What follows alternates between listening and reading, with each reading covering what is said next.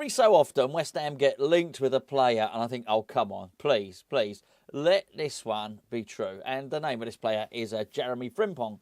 What a player he is. We're going to get to that in just a second. He's at Bayer Leverkusen. What I should probably say before we do this transfer roundup is that if you were to ask me which one player, if West Ham were only going to sign one player in this transfer window, who would it be?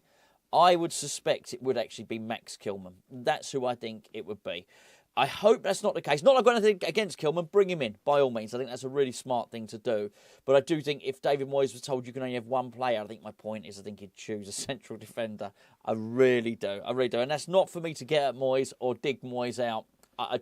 That's just what I suspect. However, if we assume, and hopefully we can assume, because I did all the video yesterday about players going out and who's coming in. If we can assume that we're going to bring in a couple of players, because the amount of players we're trying to clear out would suggest we will, then it'll allow us to maybe sort of indulge ourselves and hope that some of the attacking players we're looking to come in. Now, Jeremie Frimpong is not an attacking player. He really isn't. He's he's a defender, but he's not. I've heard him called a right back in many, many instances. He's not a right back. He's a right wing back, and I think even then you're really pushing it. This guy does a lot more attacking than he does defending. So that's one of the reasons I just struggled to see him in a David Moyes team. David Moyes is very good at converting attacking players into defenders. I'm not sure whether he's going to convert a defender into an attacker.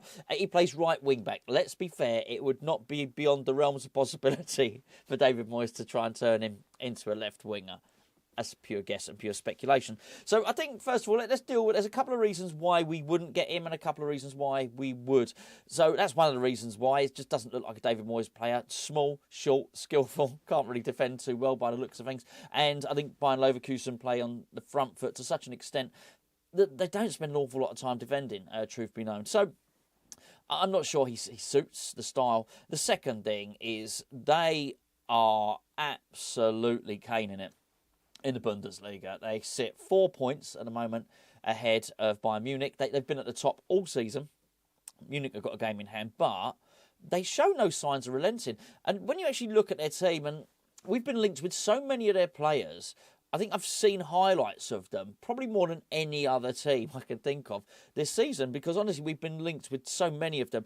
And when they've got the type of players they have, particularly the front line that they have, and particularly the midfield, I mean, they've got a guy there, Ezekiel Palacios. What a player he is. They've got an excellent defence as well. So that's my dog in the back. One of my dogs in the background. Ezekiel Palacios, really good player, really good defenders. They've got a great team. They're top of the league. Why would Frimpong want to come and join West Ham in the middle of what is going to be a successful season for them? I would imagine, even if they don't win the league, they're going to finish really, really high up, aren't they? Get Champions League football. He gets a chance of a winner's medal. I mean, look, come on. And he's playing in a great team. And let's be fair, a team he's probably going to enjoy playing in that team more than enjoy playing in a West Ham team. So those are the reasons why not. What are the reasons for? Well, it's Leverkusen, isn't it? This is a player that's going to be really well known to Tim Steiten, who will have worked with him and certainly would have had a hand in either scouting him or bringing him in or some hand in that at some point. But also, it's worth noting, he came through Manchester City's academy. Then he signed for Celtic for a nominal fee. So he played for Celtic, played 50-odd games for Celtic. He'll be known to David Moyes. David Moyes will know all about this player. So there's a couple of reasons why we might be interested. But interested and getting him are two very, very different things. That has to be said. Heitinger, West Ham coach, John Heitinger. Now, it's being suggested that Heitinger is going to be used, it's going to be weaponised. They're going to weaponise the Heitinger to get in Steven Bergwijn from Ajax. Now, I don't know, it's a weird story, it's a weird link. Why we would sort of try and activate Agent Heitinger, I don't know. Look, it was Ajax last season. When their manager got a sack, he took over, he sort of rallied them to a certain extent. He was a caretaker manager there, Heitinger. But would we need to do that? It's a strange one. I mean, Bergwijn was playing the same team as Mohamed Kudus. Surely we'd use him, wouldn't we? He played in the same team as Edson Alvarez. I mean, they've been liking each other's tweets. I mean, Bergwijn and Kudus have been... I don't know. It just seems like a strange one. I think the moment you've got to ask your assistant manager to get involved in negotiations is probably the very point where you think, well, you know what, negotiations are not going too well on that one. It's not the only story I've read where we might utilise a West Ham player to try and help us in the pursuit of a transfer target. And the other one is Santiago Gimenez, or Gimenez, whichever way you like it. Look, again, right, so he's at Feyenoord, scoring lots of goals for Feyenoord. He's Mexican, so the tenuous link there, yes, you've guessed it, is that Edson Alvarez will have a little word in his ear and say, "Oi, Santiago, get yourself over here, old son." Or however. I'm not sure how you say that in Mexico, but the Mexican version of that, I don't know, seems a bit tenuous. I'm not convinced on this one. The latest story is really vague, and sometimes if you're not sure about a story, you just got to try and pick the bones out of what else is said in the article. So the article said that West Ham, Tottenham, Fulham and Arsenal would be interested in this player. Well, hold on, hold your horses.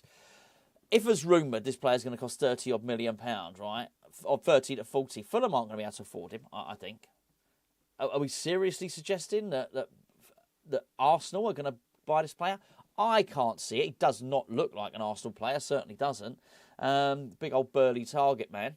And then Tottenham, really, I don't think so. They've just bought a load of players. He just doesn't appear to be the type of guy that Ange Postecoglou would put in his team. Particularly now they've bought. What I say, they bought attackers as well. They bought Timo Werner in there. I just can't see it. So I think the whole story is,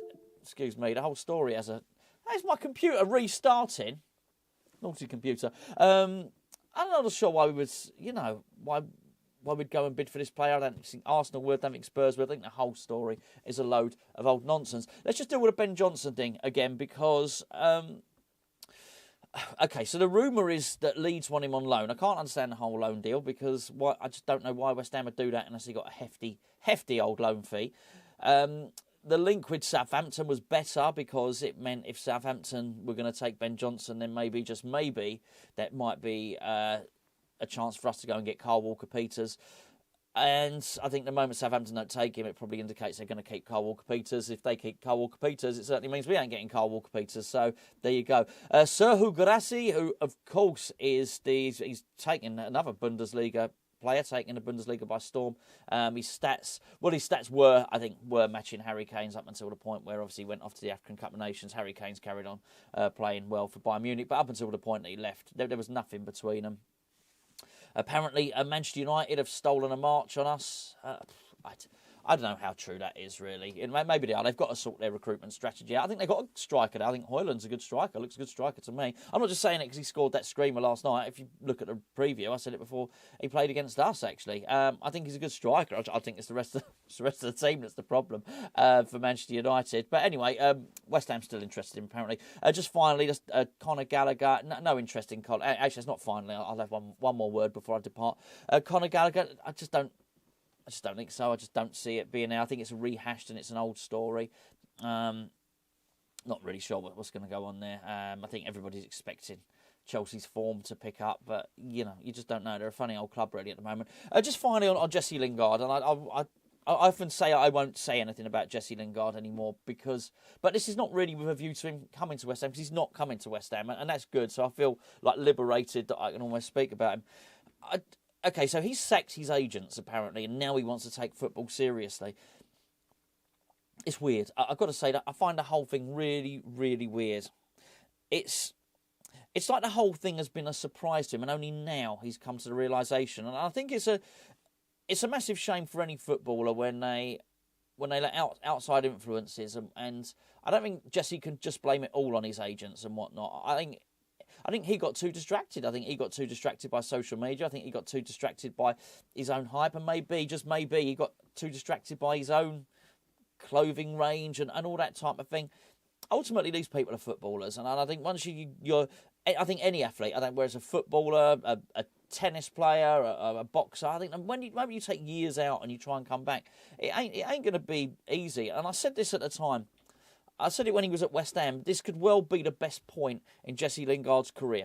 And those of you who've been on the channel, watching the channel a long time, you remember me saying it. This could be the best point in Jesse Lingard's career. He needs to be very, very careful about getting a move away from West Ham because things are pretty perfect for him here. And I said he may well retire and actually look back. And when he is sat down on the, on the Soccer Saturday panel or he sat down on the sofa at Sky Sports and he's reflecting on his career, I said this at the time, he may well be that he looks back at that stint at West Ham and those will be the clips that they're rerunning.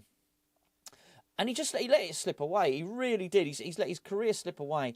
And he's out, I don't know now, he's out in Dubai or he's doing exercises and trying to keep himself fit and getting teased on social media by Paul Scholes. And it just seems like a complete waste of a footballing career. And now there's this massive attempt, I think, for the footballing world to take him seriously. That's what he's trying to do. He's saying, look, I'm a footballer. Take me seriously. I've realised the error of my ways.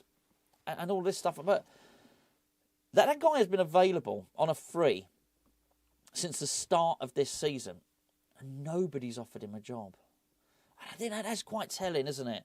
And I think it's going to be quite difficult for him to repair his career and to start from scratch. And I remember at a time when he was at West Ham, I remember saying he's a 28-year-old, but he's not got many miles on the clock. Looked at, I think Harry Kane's the same age as him, right? And at the time he was at West Ham, he was 28. Obviously, Harry Kane was then. And he played like 100, do you remember me saying it? He had played 150 games less than Harry Kane. So that's an awful, very few games for someone that age. He hasn't got many miles on the clock.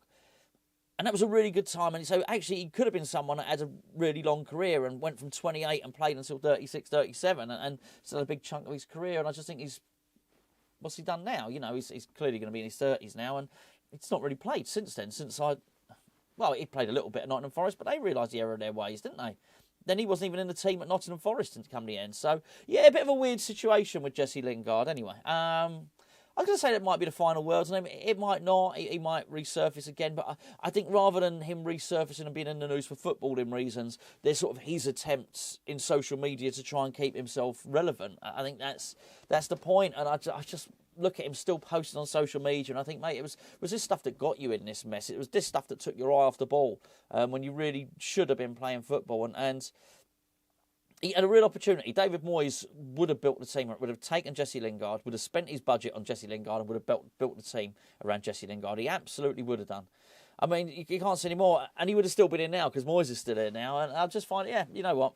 Well, West Ham are all right. Look, we've won a European trophy. We're up in 6th position. Yeah, the squad's a bit thin and all the rest of it. But if you fast forward, Jesse Lingard left West Ham, realistically, he rolled the dice for bigger and better things, and he didn't get them. He ain't got bigger and better things. It's actually West Ham that have gone on and got a little bit bigger and a little bit better, hopefully. And Jesse Lingard has got worse and got smaller. You know what I mean. It's not really worked out for him. I'm not gloating over it, though. I'm not. I think he's not the first. He won't be the last footballer who takes his eye off the ball, believes his own hype, and then he finds that football passes him by, and that's just what's happened in this instance. Anyway, I'm done for now. Well, I guess we'll see you tomorrow. We've got a football match.